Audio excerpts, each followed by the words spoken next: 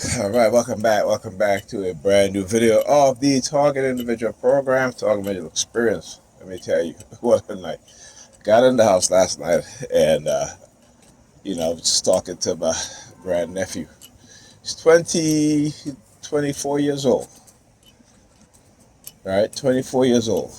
And, there's a reason why they call this generation of children, well, his generation of children, the lost generation. Don't want to do anything. Ignorant as F. And they think they know things. They don't want to read anything. They don't want to study anything. It is, at times it is, you try to talk to them and give them some good advice, forget it. Forget it. It turns into, particularly the black community, we keep producing children who are traumatized. And again, I know we all are traumatized living under the system of white supremacy. We all are, as black people, we all are traumatized, right, through generational passed down trauma. But to try to have a conversation with him, my grandnephew, it is the most, he turns it into a shouter match. You know what I'm saying? And, it's like when I look at his behavior, and I tell my sister this all the time, okay? The computer desk that he uses, that's been there for years now, okay? Messy, dirty, he don't like to clean. And, again, where did he get this from? His mother. So I said to him last night, he says to me, what did he say to me? He said, do you know that children who live in single mother's household, they do better than children who have two parents, or their parents? I'm looking at him, I'm like, where do you get this shit from? Where do you get this shit from? I'm like, bro, do you even read? I said, it's the opposite way around. I said, children who are raised in household with mothers and fathers, married perfectly, they have better life outcomes. Our children in the black community, we're the one raised in single mother's household. Look at us. Look at us. We have the worst outcomes.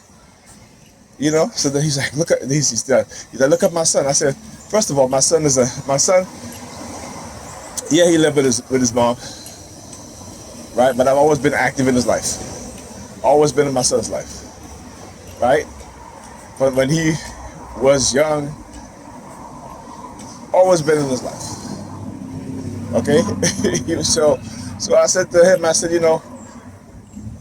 my son is what I would call just like, I said, my son, what I call a unicorn, an outlier. He was like, what you talking about? I said, because, again, I'm not saying every child, right, which he doesn't understand, because there is no logic and reason. He's like a woman in a young man's body. It's just like I said, you cannot have a civil conversation. Turns out into a shouting match. That's it. So I said to him, I said, listen, I said, why don't you go and Google, all right? I said, why don't you go and Google, right, which group of children, either children raised in single mother's household, and then children who are raised in two parents' household. Oh, well, that's the internet, and you believe everything on the internet. And I'm just like, I just shake my head. I just like, But that's what the lack of education will do. That's what, raising your children in churches will do. Without a proper education, without people around them who have proper education, I shouldn't say proper education, who have an education, who know things beyond their circle. So I said to him, I said, you need to expand your knowledge base. So I woke up, just woke up this morning, just got up.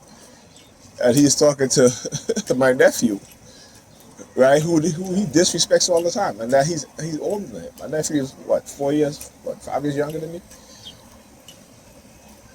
And there are times, he's calling him a bum and all this stuff and such and such. And, and it's like, when I talk about dysfunctional family, traumatized based on life experience, based on ignorance, not understanding this system of white supremacy for what it is, right? And the women are producing children who, again, raised in church, because the women don't know any better. Yeah, they love their children. Not saying that they don't, right? But that believe in God and how God is going to make everything okay, and all I gotta do is pray. No. We keep feeding that shit into our children when we should be pushing for our children to have knowledge. To have true knowledge of history, right? Not just religion. But my community, the black community, we're fucked up. We're teaching our children about God and Jesus and all this shit, right?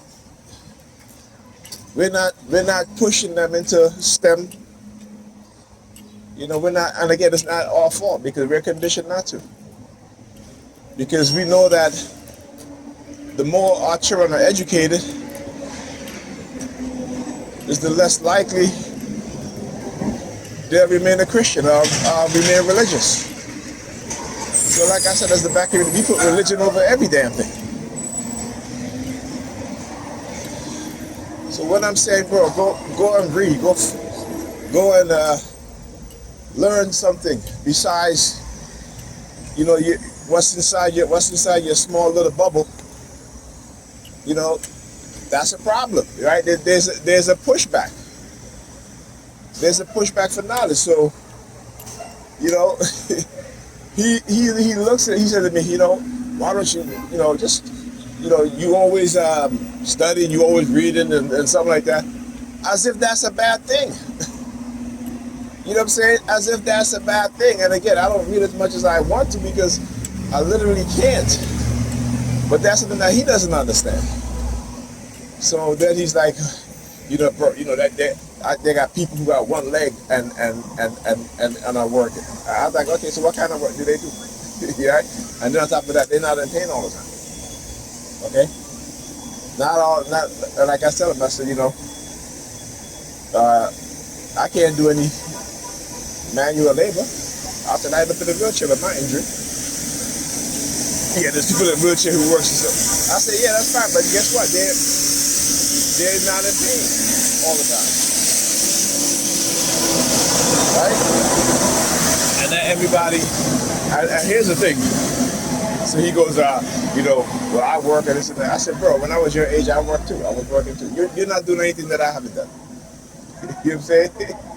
So I said, don't look at my circumstance that I am right now and compare it because, I'm twice your age. So it is ridiculous, man. It is, but your family, you gotta love them. Just that it's like I said, it's a shame because you try to give, particularly the young males, advice, and they're just ignorant as fuck, just as our young women, ignorant as hell. Don't want to know any damn thing.